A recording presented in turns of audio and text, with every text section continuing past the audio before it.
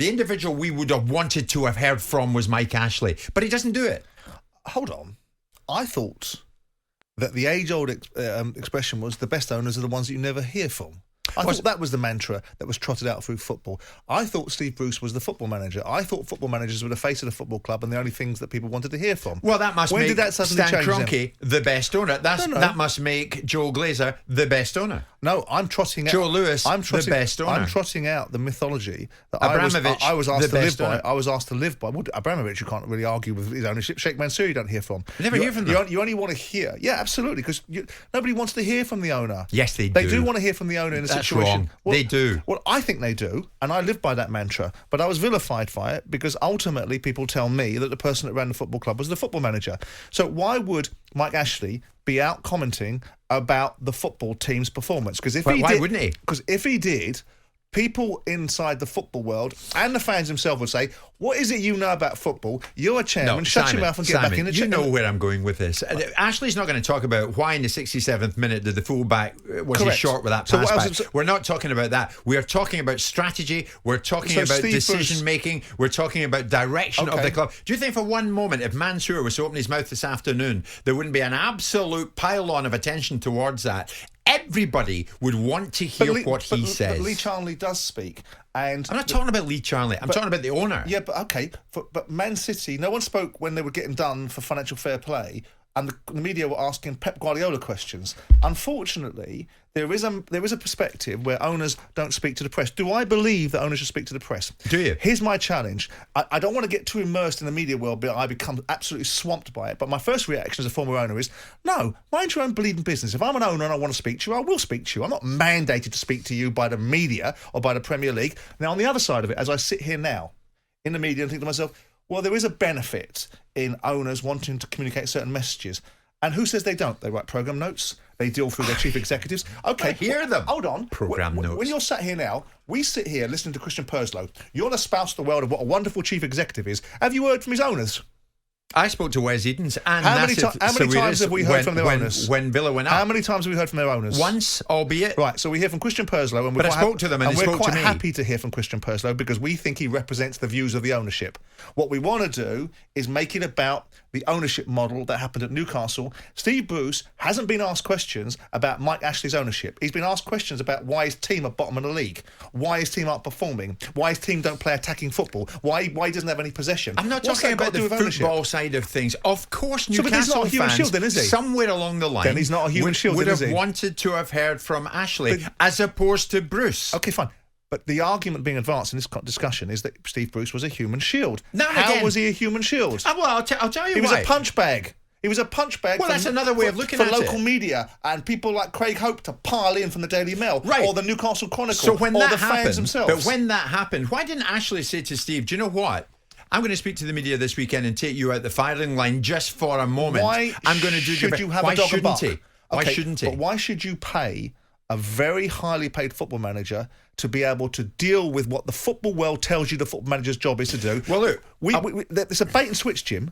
We sit here with people regularly advancing the notion that football managers run football clubs, which is, by the way, is a lot of old crap because they don't. They run the football team. But let's go down the line that football managers run football clubs. Why now do we suddenly need to hear from football club owners about the performance of the team? Look, here's one for you. Newcastle fans, not that long ago, were saying to us, why have you only acquired one player, Joe Willock? Why have we only got one player in Joe Willock? Why did Ashley not step up to the plate and say, I'll tell you why, that's all the business I was prepared to do? Why did he have to? Why does he have to have a dog and bark? But why should he not? Why does he have to have a dog? Why should Steve Bruce be put in the firing line and be forced to answer that question? And here's another one for you. Because he's a highly paid football manager. Why is it when so many Evertonians were saying, Rafa, are you kidding? He's Liverpool. Yeah. Why is he there? What did we do? So I'll let the listeners into this. Producer Luke and I've got a good relationship with Farhad Mashiri, who speaks when he thinks he should. That's his choice. We called up Farhad. But that's his choice, and Farhad Jim. said, Jim, I'm a bit busy. I'm doing business in Italy, but I will tell you why. Are you recording? This is why. But that's his I've gone choice. for Rafa But that's Benitez his choice, because Jim. he wanted to do it for the Everton and that's fans. fine, Jim. But that's his choice. What you're advocating, and I'm not suggesting that you're right or wrong, is you're advocating that it's mandated. You're advocating that it's a Premier League rule that the owners must come out and speak to the media. Now, with the greatest will in the world... Why doesn't the Premier League mandate the owners to speak once during the season? Is that asking too much? It's not their gift to tell an individual that owns a football club when he should and shouldn't speak. Do I believe owners should speak? Yeah, absolutely. I mean, when you were an owner, you never shut up. But that's me. That's a different dynamic, and I shut up plenty of times. And everybody was like, "Oh God!" And I shut up plenty of times. Muzzle him. What I had was a vantage point of communicating, and I didn't speak that much because I didn't particularly enjoy the media. I found you a loathsome bunch of disingenuous, no one was listening misrepresented slobs. Yeah, but that's a different discussion. See what you mean? I absolutely mean that. Yeah. Now I'm sitting on the other side of the fence. I understand the reasons why people would want them to speak, and I also understand the reasons why it's not appropriate to mandate them. But it's nonsense to sit here and to get a soundbite by suggesting that Steve Bruce is being used as a human shield, because nobody has asked him to comment on Mike Ashley's transfer policy.